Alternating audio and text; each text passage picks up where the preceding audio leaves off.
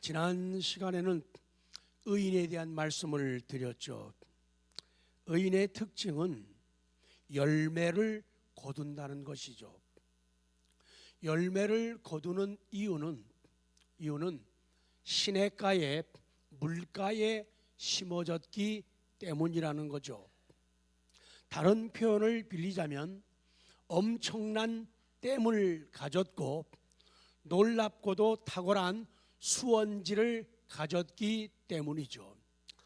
댐문 한두 개만 열어도 대여섯 개만 열면은 엄청난 물들을 공급받을 수가 있고, 멈추지 않는 그 수원지를 통해서 계속적으로 가뭄에도 물을 공급받기 때문에 잎사귀가 마르는 일이 없게 되고 결국은 열매를 거둔다. 믿는 사람에게도 가뭄은 온다.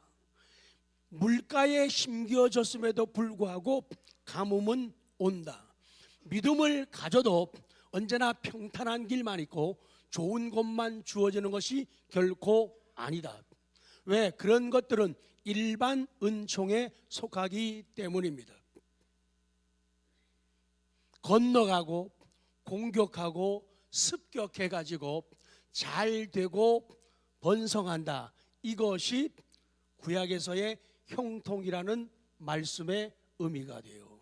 그래서 오늘은 그와 반대로 대조적인 사람들을 성경은 말씀하고 계시는데 그를 악인이라고 부르고 있어요. 자, 1편 4절 시작. 악인들은 그렇지 아니하며 오직 바람에 나는 겨와 같도다. 악인들은 그 시냇가에 심겨진 나무들하고는 다르다는 거예요. 악인들은 그렇지 않다는 거예요. 도리어 그 악인들은 바람에 나는 가벼운 속 없는 겨와 같다고 성경은 말씀해요. 키질 해보셨나요? 네, 못 해보셨죠. 키질 힘듭니다. 키질을 할 때는 바람을 이용하면 더 잘 되기 때문에 바람이 부는 쪽에서 키질을 해요. 그리고 어떨 때는 커다란 선풍기를 돌려가지고 키질을 하기도 하죠. 바람이 있어야 한다. 알곡과 결을 함께 위로 올려요. 그래서 축축축축 이렇게 키질을 하죠. 그래서 버려야 할 것들은 쭉정이들은 혹은 돌멩이들은 앞으로 자꾸 모이고 가벼운 겨들은 다 밖으로 날아가 버리죠. 키질을 계속하면은 알곡만 남고 겨는 다 날아가 버립니다. 그래서 바람에 나는 겨는 동서남북 정처가 없어요. 바람이 부는 대로 여기저기 튀고 날아간다, 그 말씀이죠. 하늘에 떠 있는 별은 확고부동한 법칙이 있다. 그래서 요지부동하고 하늘에 있지만 겨는 바람이 부는 대로 날아갑니다. 자기 의지와 상관없이, 자기 주관과 상관없이 바람에 의해서 날아갑니다. 하나님의 말씀은 놀라운 법칙이에요. 그래서 우리가 하나님 앞에 설 때마다, 앉을 때마다, 성경을 열 때마다, 예배 드릴 때마다 우리를 한 번씩 돌아보는 것은 참 놀랍고 탁월한 지혜가 돼요. 나는 겨인가 아니면은 알곡인가? 요거를 기니까 힘드니까 짧게 가르쳐 드릴게요. 옆에 분한테 물어봐요. 나 겨? 너 겨? 한번 해봐요. 시작. 나 겨인가? 아니면 알곡인가? 아니면 너 겨? 아니면 알곡이야? 이렇게 질문할 수 있는 지혜는 정말로 복 축복받은 사람의 모습이에요. 오늘 성경 사무엘상 13장에 보면은 아주 멋진 남자가 나옵니다. 보통 사람보다도 어깨만큼이나 더 키가 큰 남자. 용모가 뛰어나다니까 저 정도 되나? 네. 잘생긴 남자, 키 크고, 요새로 표현한다면은 초콜릿 복근을 가진 그런 남자. 이 사울 왕의 외형적인 모습이에요. 그런데 성경을 보면은 이 사울 왕 위치도 신분도 계급도 그 정도면은 대단한 사람인데, 근데 사람이 남자가 돼가지고 어찌나 가벼운지 이 사울 왕의 모습, 이 남자의 모습은 겨와 같은 모습인 것을 우리가 발견하게 되죠. 자, 성경 좀 볼까요? 사무엘상 13장 5절부터 시작. 블레셋 사람들이 이스라엘과 싸우려고 모였는데 병거가 3만이요 마병이 6,000명이요 백성은 해변의 모래같이 많더라. 그들이 올라와 베다웬 동쪽 믹마스에 진침해 6절. 이스라엘 사람들이 위급함을 보고 절박하여 굴과 수풀과 바위 틈과 은밀한 곳과 웅덩이에 숨으며 7절. 어떤 히브리 사람들은 요단을 건너 갓과 길르앗 땅으로 가되 사울은 아직 길갈에 있고 그를 따른 모든 백성은 뭐하더라? 떨더라. 그러니까 지금 여기까지 성경을 보면은 나라의 위기가 온 거예요. 어려움에 봉착하게 된 거예요. 그랬더니 이스라엘 백성들 군인들조차도 지금 뭐 하고 있는가 하면 깨갱 하고 있단 말이죠. 블레셋이 무서워가지고 그들이 두려워가지고 깨갱 뭐 하고 있었다고요? 뭐 하고 있었다고요? 깨갱 하고 있었단 말이죠. 그래가지고 숨느라고 잠수 타느라고 정신이 없어요. 그 이스라엘 백성들의 깨갱하는 소리, 그런 모습. 자, 8절로 이어집니다. 8절 시작. 사울은 이스라엘이 정한 기한대로 이레 동안을 기다렸으나 사무엘이 길갈로 오지 아니하며 백성이 사울에게 흩어지기 시작해요. 자, 9절로 갑니다. 사울이 이르되 번제와 화목제물을 이리로 가져오라 하여 번제를 드렸더니 10절. 번제 드리기를 마치자 사무엘이 온지라 사울이 나가서 맞으며 문안하매. 그렇게 되는 거예요. 이 사울 왕이 위기가 오니까, 어려움이 오게 되니까 정상적으로 사무엘 선지자를, 제사장을 모시고 제사를 드려야 맞는 거예요. 그런데 바쁘니까, 정신없으니까, 그리고 그 마음속에는 늘 하나님의 말씀이 없어요. 그리고 보니까 그 마음이 힘이 엄청 매우 많이 교만해져 있는 상태예요. 그래서 사무엘 선지 정도는 왕인 내가 마음대로 할 수 있다, 우지자지할 수 있고 지연시킬 수도 있고 차단시킬 수도 있다는 그런 교만한 마음을 가지고 있었어요. 그래서 사무엘 선지가 늦는다고 해가지고 자기 마음대로 제사를 드리게 되죠. 와서 사무엘 선지에게 지적을 받고 책망을 받게 되죠. 그래서 하나님은 당신 그리고 당신의 나라를 이제는 다른 사람에게 넘기겠다, 다윗에게로 넘기겠다고 말씀을 하게 되는 거예요. 그래서 이제는 당신 하나님을 무시하고 하나님의 종 사무엘 나를 무시하고 깔보고 마음대로 행동했는데 이제는 당신 자리, 번영, 성공, 위치, 신분, 계급 땡이야. 뭐요? 땡이야. 끝이야 라고 사무엘 선지가 예언을 하게 되죠. 이 사울 왕조차도 블레셋의 공격 앞에서 겁을 먹고 남자다운 기백이라고는, 지도자다운 기백이라고는, 왕다운 기백이라고는 찾을 수 없어가지고 멀리서 쳐다만 보고 있죠. 정말로 사울 왕의 모습은 겨와 같은 모습이요. 그는 겨와 같은 사람이에요. 말씀이 없는 사울 왕은 겨와 같이 요동하고 그는 가벼운 사람이었어요. 실속이 없는 사람이었다 그 말이죠. 확고부동한 말씀에 서지 못한 사울 왕은 자기 자신을 살피지 않고 심지어 어려울 때 사무엘상 28장 보면은 무당을 찾아요. 제가 가면 무당을 찾아요. 그러면은 여러분이 응답을 하셔야 돼요. 헐. 그 다음에 조그맣게 이거 들으면 안 되니까 헐 미쳤구만 이렇게 해야 돼요.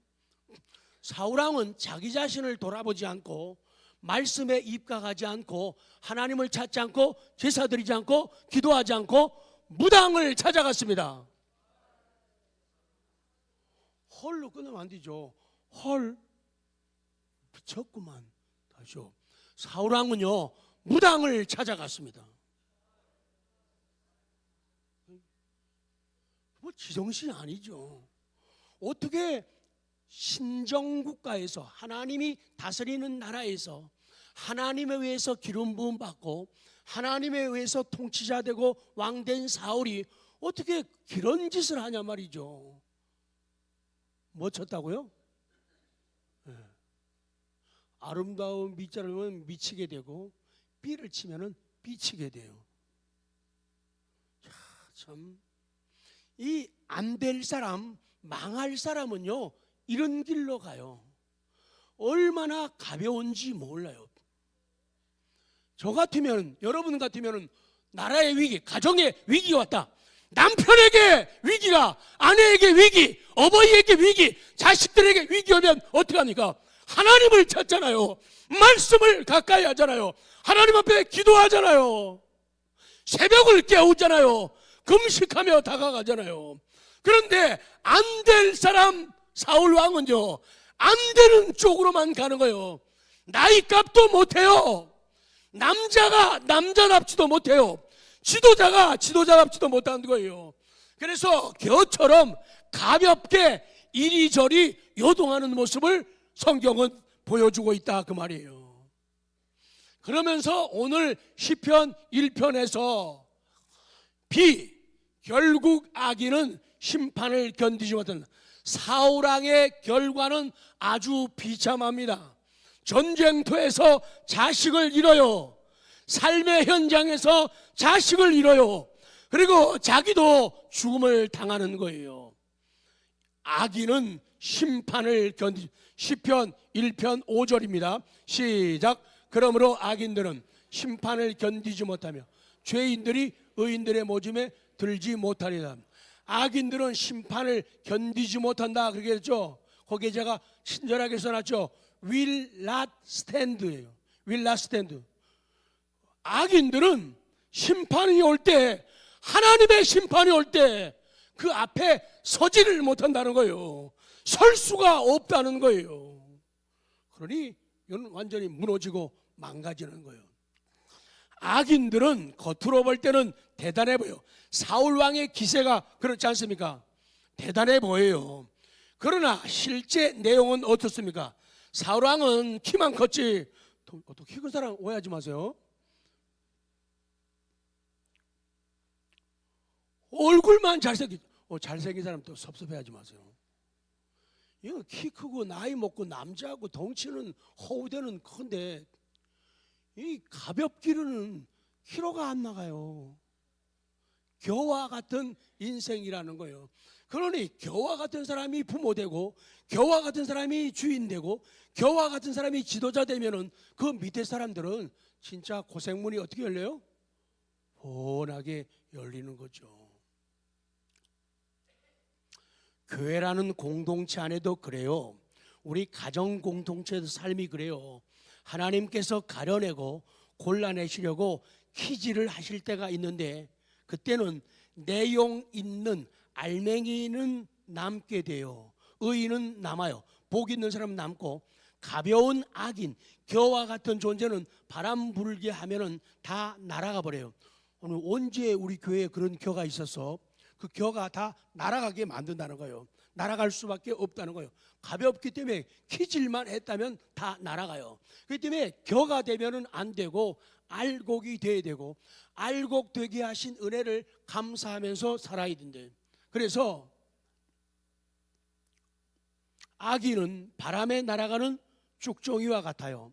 결국에 겨는 불에 타서 재가 되죠. 심판을 받습니다. 영원한 창고에 들어갈 수 없고 영원한 천국에 들어갈 수 없어요.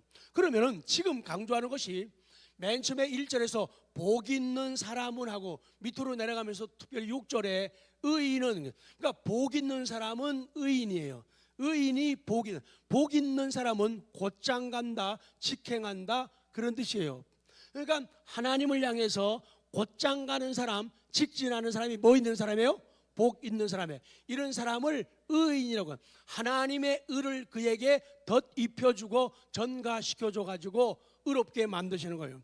그러면서 하나님이 그에게 믿음을 주시고 그에게 주시는 것이 뭔가 하면은 말씀을 통한 복을 주세요. 뭘 주신다고요? 말씀을 통한 복을 주세요. 그래서 의인이 되는 비결, 의인의 특징을 다시 봐야 돼요. 우리는 지금 의인의 특징 2절을 계속해서 저는 반복하고 인용하고 강조하고 있어요. 자, A에서 하나님의 말씀에 의해서, 자, 시편 1편 2절입니다. 시작. 오직 여호와의 율법을 즐거워하고 그의 율법을 이 사람이 무슨 사람이라고요? 복 있는 사람. 이 사람을 두 글자로 뭐라 그래요? 의인이라는 거예요. 그 의인의 특징은요, 성경이 간단해요. 2절이에요.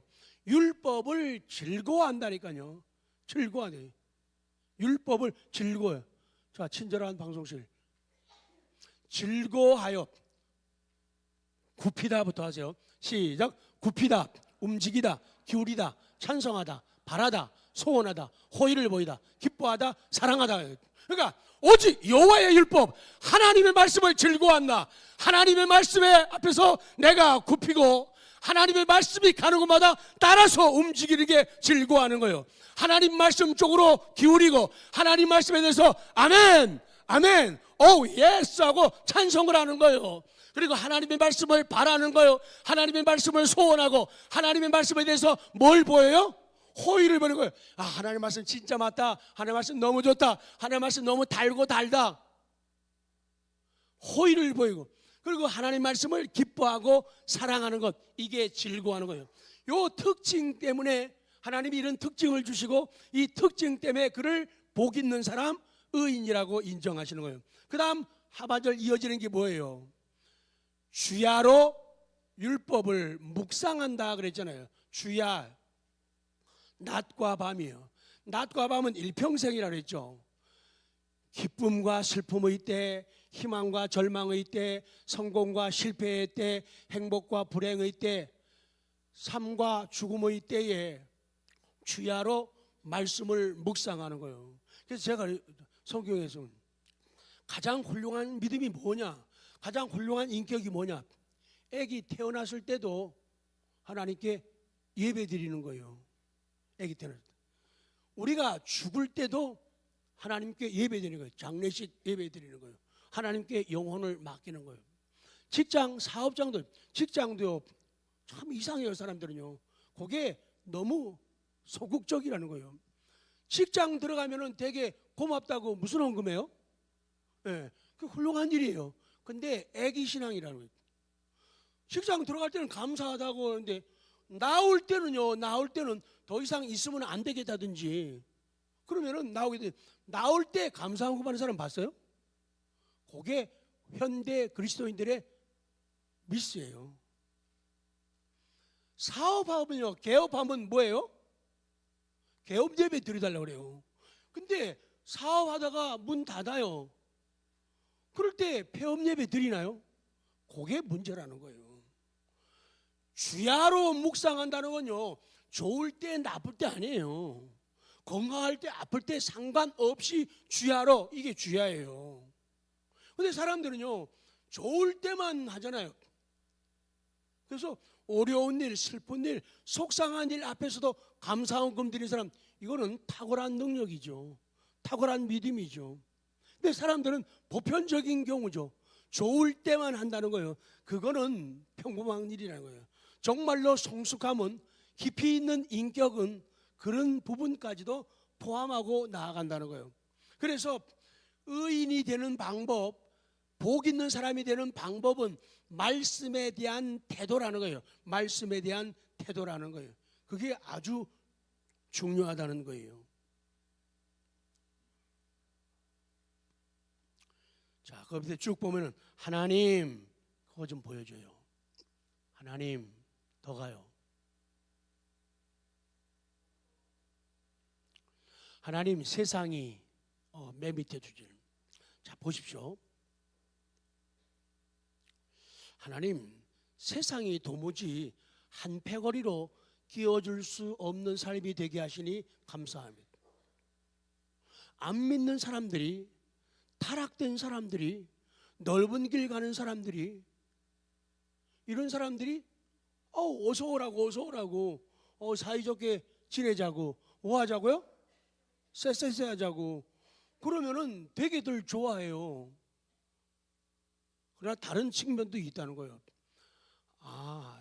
저 사람들이 나를 싫어하는 이유는 무슨 내 인격적인 결함이라든가 성품이 나쁘든가 그러면 문제예요. 회개해야 돼요. 그런데 그게 아닌데 하나님, 제가 저 사람들이 자기들의 나쁜 패거리로 끼워주지 않으니 참 감사합니다. 하나님, 시작.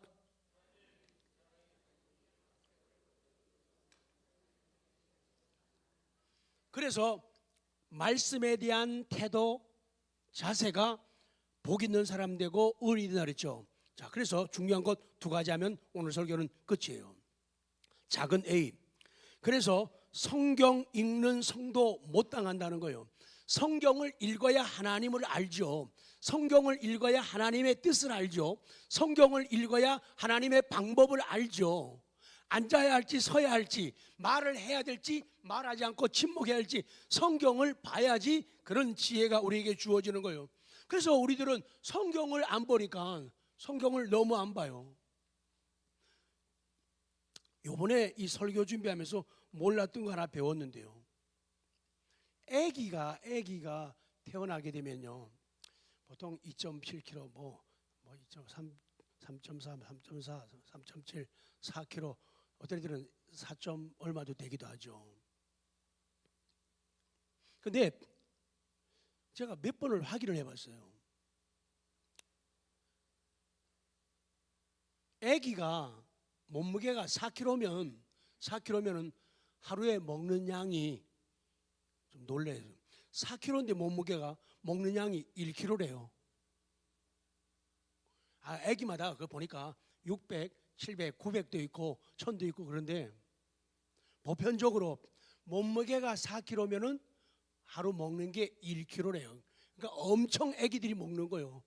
애들이 먹고 싸고 그러다가 조금만 늦게 줘도 말이야 양이, 애기 안 키워봤죠? 조금이라도 양이 적으면 징징거려요. 조금이라도 너무 많이 주면 또 막 그거를요 혓바닥으로 내밀어요. 막 안 먹겠다고 막. 그리고 조금만 이상해지면은 징징거리고 그런단 말이에요. 그러니까 아기 때 진짜, 그러니까 아기만큼 돼지가 없어요. 근데 어이구 많이 먹어요. 아이고 이쁜 우리 돼지. 아기 때 제일 많이 먹는다. 마찬가지라는 거예요. 우리의 영혼이 잘 자라기 위해서는 뭐 해야 돼요? 먹어야 된다. 근데 안 먹잖아요. 안 먹잖아요. 성경을 거의 안 읽잖아요. 그냥 머리 가려운 척하면서 한 번씩 긁으세요. 성경을 안 읽잖아요. 안 긁으시는 분들은 읽는 분들이. 베드로전서 2장 1절 시작. 그러므로 모든 악독과 모든 기만과 외식과 시기와 모든 비방하는 말을 버리고 갓난 아기들 같이 순전하고 신령한 젖을 사모하라. 이는 그로 말미암아 너희로 구원에 이르도록 자라게 하려 함이라고요. 그래서 제발 말하더라도 입을 움직일 적에, 발음할 적에 모든 악독, 모든 기만, 외식, 시기, 모든 비방하는 말을 뭐하라고요? 버리라는 거예요. 버리라는. 그리고 2절에 갓난 아기들 같이 4kg로 태어났을 때 보통 1kg를 먹는 아기들처럼 순전하고 신령한 젖을 사모하라는 거예요. 왜 그렇게 사모해야 되느냐? 이는 그로 말미암아 너희로 어디에 이르도록? 구원에 이르도록 뭐하게 한다고요? 자라게 하기 위해서 그러는 거니까. 옆에 분들에게 좀 간증해요. 오늘 말씀 좀 잡사봐. 시작. 신령한 젖 좀 잡사봐. 신령한 죽 좀 잡사봐. 죽이면 진짜 원조 죽은 뭐예요? 본죽. 이거 자막 처리해야 돼요. 본죽. 근데 본죽 사장님이 진짜 훌륭한 분이. 우리 아주 훌륭한 분이. 우리 딸하고 친한 그분이 참 훌륭한 일을 많이 하시더라고요. 그래서 우리가 하나님 말씀을 받을 때 정말 말씀을 좀 쉽게 편하게 먹어야 돼요. 신령한 죽을 좀 편하게 먹고 신령한 젖을 편하게 먹을 줄 알아야 돼요. 또 한 가지는 뭔가 하면 말씀을 들어야 돼요. 말씀을. 자, 성경 사도행전 10장 44절 시작.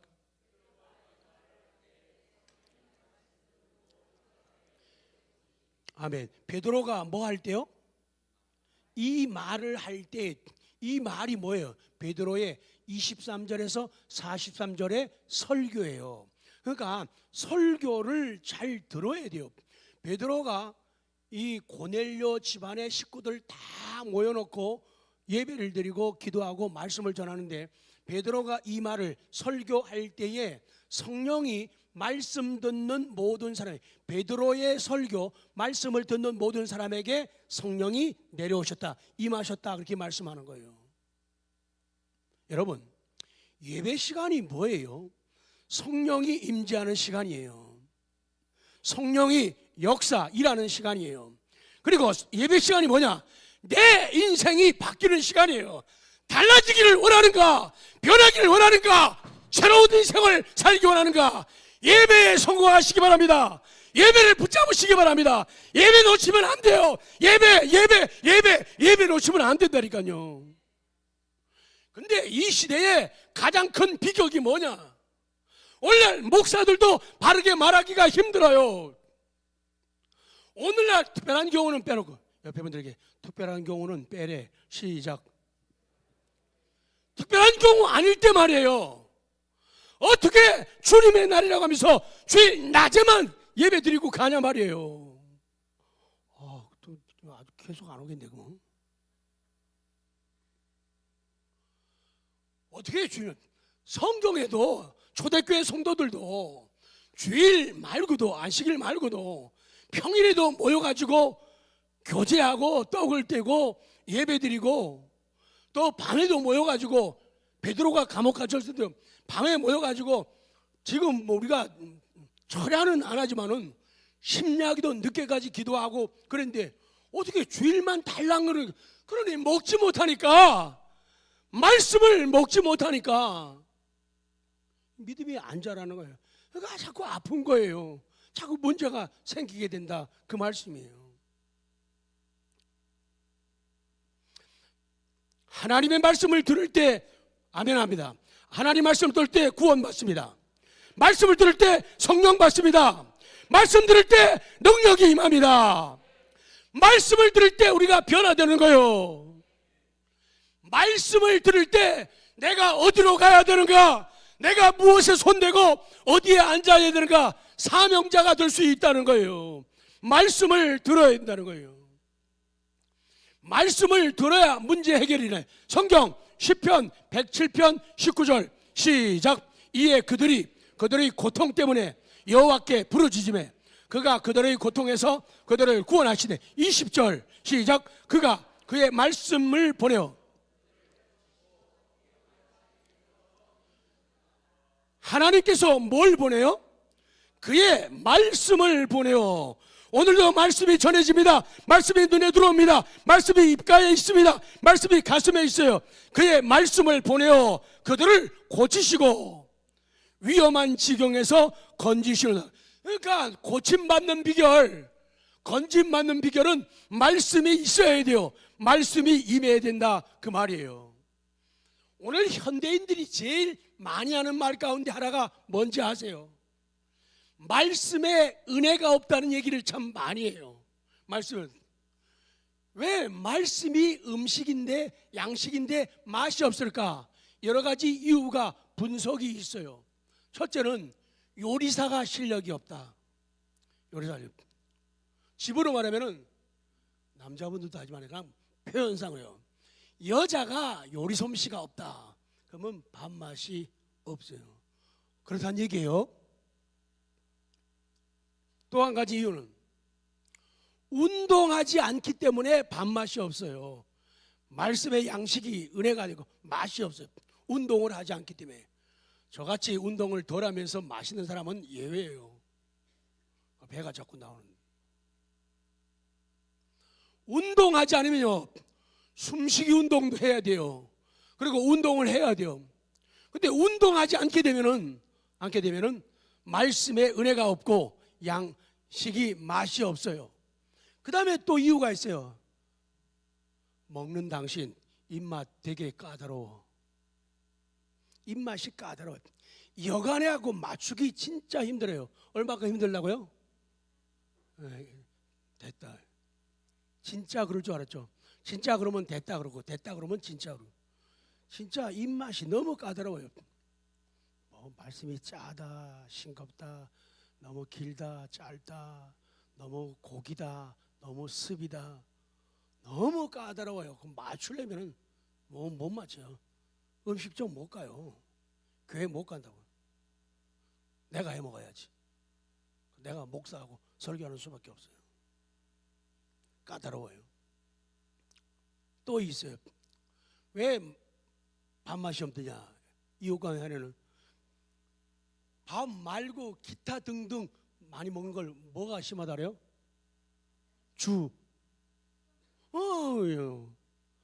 주전부리 심하면은 밥맛이 없어요. 근데 이상해. 저는 주전부리 해도 맛있어요. 토실토실. 주전부리 하면은 맛이 없어요. 요새 주전부리 할 게 많잖아요. 텔레비만 틀어도 말이에요. 세계적인 목사님 설교 다 듣게 되잖아요. 세계적인 석학 설교 다 듣잖아요.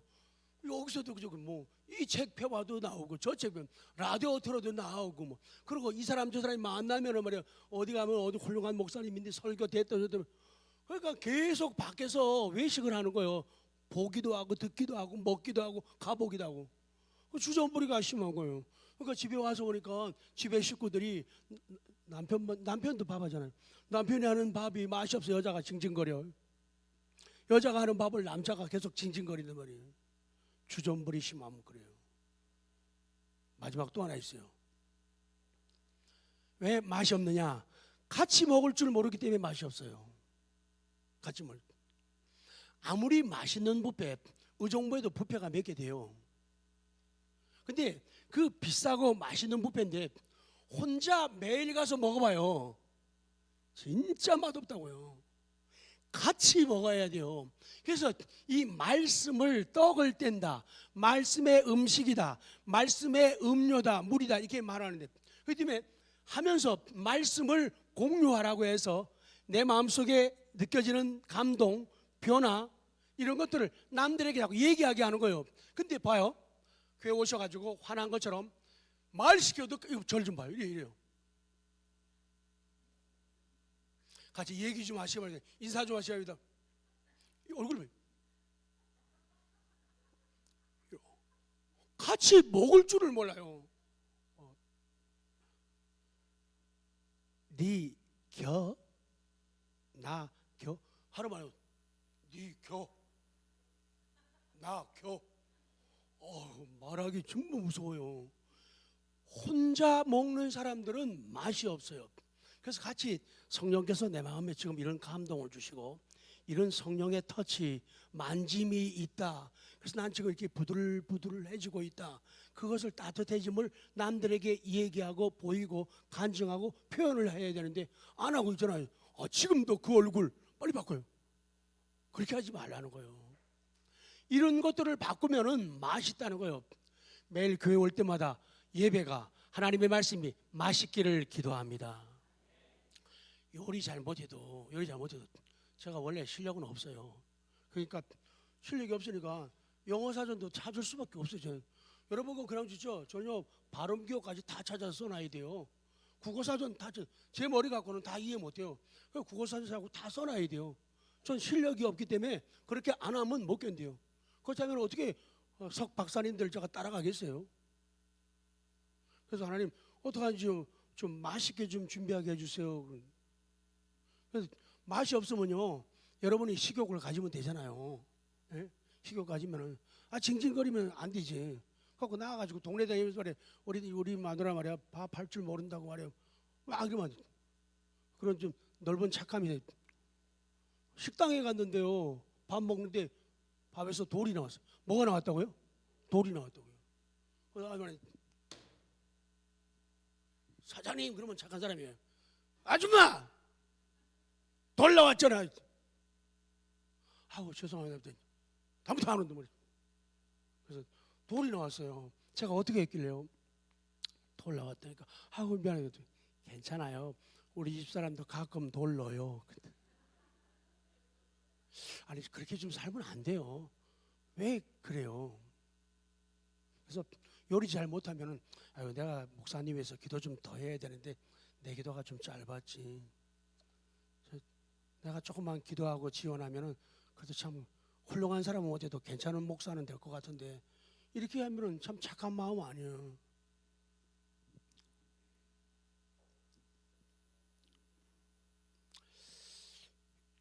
넘어갈게요.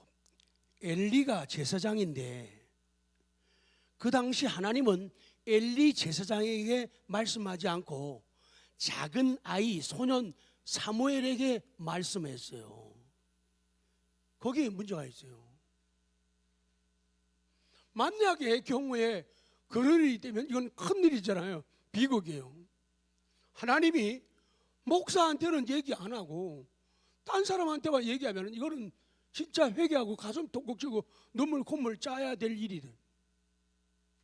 교회도 그래요. 적용을 시키라는 거예요. 장로님들한테는 얘기 안 하고 어린 청년에게 말씀했다면 어떤 일이 벌어지겠어요? 안수 집사님한테는 얘기 안 하고 어린 청년에게 얘기했다면 어떤 일이 벌어져요? 권사님들 많은데 권사님들한테는 얘기 안 하고 하나님의 말씀 안 하고 젊은 청년에게 새벽기도에 오면은 젊은 세대기요. 새벽이 매일 새벽기도. 이야 젊은 사람이 애기 키우네. 애기가 5살이네. 야 근데 새벽기도 와요. 가끔 그래요. 목사님 애기 가끔 데리고 와도 돼요. 남편이 같이 열심히 신앙생활하는데 남편이 애기 봐주고 자기가 갔다 와 이렇게 해가지고 새벽기도 참 이뻐요. 이름이 김정훈 집사래요. 젊어요. 서울로 교회 간다. 그래서 이북에 있는 김정훈이는 소통이 안 되는데 이 젊은 세대 김정훈은 하나님과 소통이 참 잘 되는. 참 너무 새롭더라고요. 딸들 좀 돌아보시고 며느리들 좀 사랑해 주십시오. 그냥 방치하지 마시고. 끝내겠습니다. 읽기만 하고 마칠게요. 마지막에 하나는 하나님 말씀 마지막 읽기만 해요. 그리스도를 받는 믿음이에요. 믿음. 예수님의 의를 받는 믿음. 웨스트민스터 신앙고백 제11장 2조거든요. 의로 없다 하심의 수단인 신앙, 믿음이라는 거죠. 자, 2조 한번 읽고 마칠게요. 2조 시작. 이같이 그리스도와 그의 의를 받아들이고 의존함에 있어서 믿음은 칭의의 유일한 방법이다. 그렇지만 믿음은 의롭다함을 받은 사람 안에서 단독으로 있는 것이 아니라 언제나 모든 다른 구원의 은사들을 수반하고 있는 것이며, 그것은 죽은 믿음이 아니라 사랑으로 역사하는 믿음이다.